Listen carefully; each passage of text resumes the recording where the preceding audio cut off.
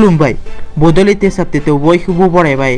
दिनैनि first news अपडेटआनो जाहैबाय Guwahati rail स्टेशनाव सोरां सनानि फालांगि। गुवाहाटी नोगोरमानि रेल स्टेशनाव सोरां सनानि फालांगि सोलिना दं। बे जाथायजों रेलवे पुलिस सोमोन्दो थानायनि सन्देहआव सानैखौ हमदों। मख'नो गोनांदि आगोलावबो सोरां सनानि फालांगिजों लोब्बा थानाय नुर महमूद आरो बाबुल आलीनि सायाव जेबो गसर थिसननाय जायाखै। थांनाय अक्ट'बर दाननि 30 खालाराव बे सानै सोरां फालांगिजों सोमोन्दो थानाय रेलवे पुलिसआ कामाख्या स्टेशन आरो बरपेटा स्टेशननिफ्राय अर्डार खालामनायनि बिबानखौ लादोंमोन।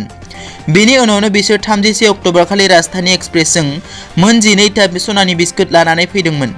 नाथाय गुवाहाटी रेल स्टेशनाव बेनिनो मोन 6 था सनानि बिस्कुटखौ हुमखि होनानै नुर महमूदआ लाखिदोंमोन। नैथियाव दङ एबसुजों लोगोसे मोन 15 फरायसा आफादआ गिबि मन्थ्रि सर्बानन्द सन'वालखौ लोगो हमदों।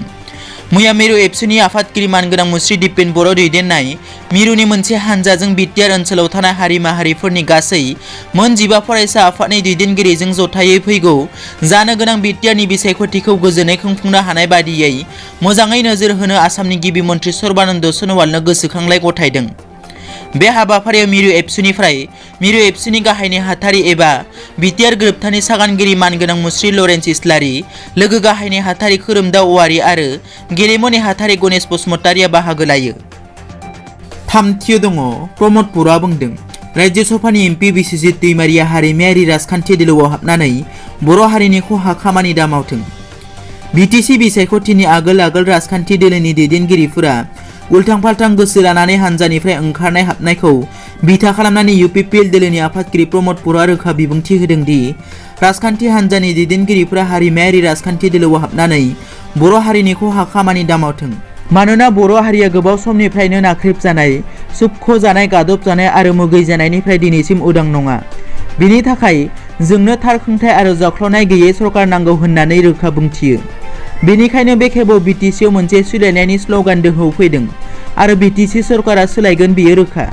UPPL दोलोआ BTCनि खुंथाय गोहोआव फैनाय लोगो लोगो लाइमोनफोरनि सायाव गोख्रों नोजोर होगोन होननानै गासै जौगालु बिथांखिफोरखौ हारि धोरोम बोरोन सायख'जासे खौसेयै जौगाखांनाय खामानिखौ मावफुंगोन होननानै रोखा बुंथियो।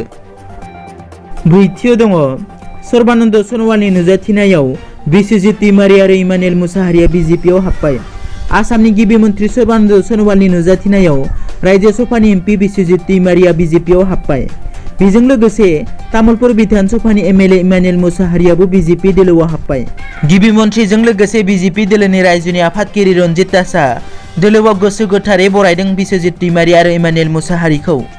बिस्वजित दैमारि आरो इमानुएल मुसाहारिनि BJP दोलोआव हाबनायजों BTCआव BJP दोलोआ सरकार दाफुंगोना रोखा होननानै फोरमायदों। बाथियाव दङ आसामनि बारग' गिबि मन्थ्रि तरुण गगैनि देहाया दिनैबो गाज्रि हालोदाव। बे समाव तरुण गगैनि देहायाव जेबो फाहामथायानो खामानि होआखै। मिथिनो मोननाय बादिब्ला किडनि आरो हार्टनि गोहोआबो खमायगासिनो दं। देहाखौबो लोरसोर खालामनो हायाखै होननानै खौरां मोन्दों।